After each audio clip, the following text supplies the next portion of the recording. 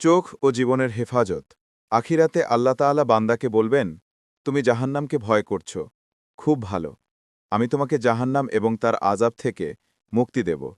তবে একটি শর্ত আছে, তোমার শৈশব থেকে কৈশোর, যৌবন থেকে বার্ধক্য এবং মৃত্যু পর্যন্ত তোমার জীবনের প্রতিটি মুহূর্ত ভিডিও আকারে আমি সবার সামনে প্রদর্শন করব।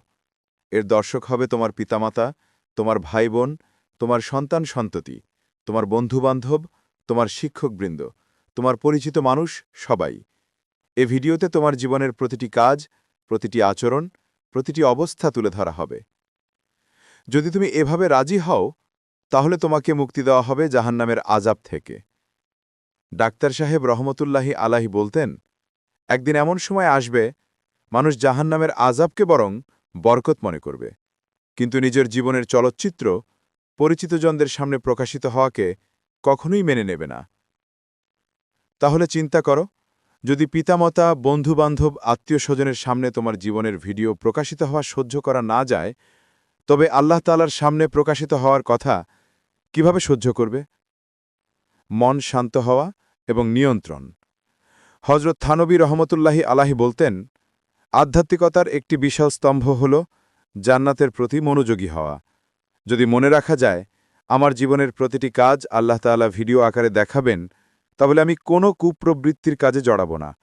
এই চিন্তা আমাকে দৃষ্টি নত করতে সাহায্য করবে, আমাকে কুপ্রবৃত্তি থেকে রক্ষা করবে, আমাকে মনে করিয়ে দেবে প্রতিটি আকর্ষণ এক ধরনের শক্তি। আমি তাকালাম কি তাকালাম না, তার দ্বারা আমার দুনিয়া বা আখিরাতে কোনো ক্ষতি হবে না। যদি আখিরাতের উপর আমার সত্যিকারের বিশ্বাস থাকে, তাহলে কেন আমি আমার চোখকে পাপের কাজে ব্যবহার করব?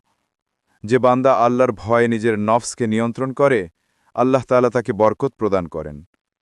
জীবনের ভিডিও প্রদর্শন।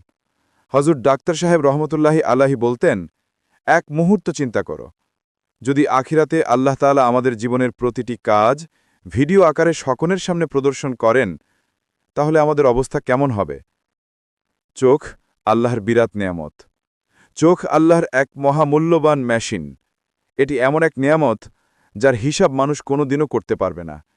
এ সম্পদ আমরা পেয়েছি বিনা চাওয়ায়, বিনামূল্যে, কোনো কষ্ট ছাড়াই। তবুও এর মূল্য অপরিসীম। চোখ যদি হারিয়ে যায়, তাহলে জীবনে নেমে আসে ভয়ানক ক্ষতি। চোখের সঠিক ব্যবহার।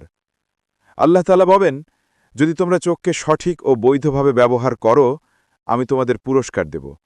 যেমন পিতামাতার দিকে ভালোবাসার দৃষ্টি দিলে রহমত নাজিল হয়, কাবার দিকে তাকালে উমরার সওয়াব পাওয়া যায়। কুরআন পড়া ও দেখা ইবাদত। স্বামী স্ত্রীর ভালোবাসার দৃষ্টিও রহমতের কারণ হয়। চোখ হল আল্লাহর অমূল্য নেয়ামত। চোখকে হেফাজত করো, সঠিক পথে ব্যবহার করো আর আল্লাহর সন্তুষ্টি অর্জন করো।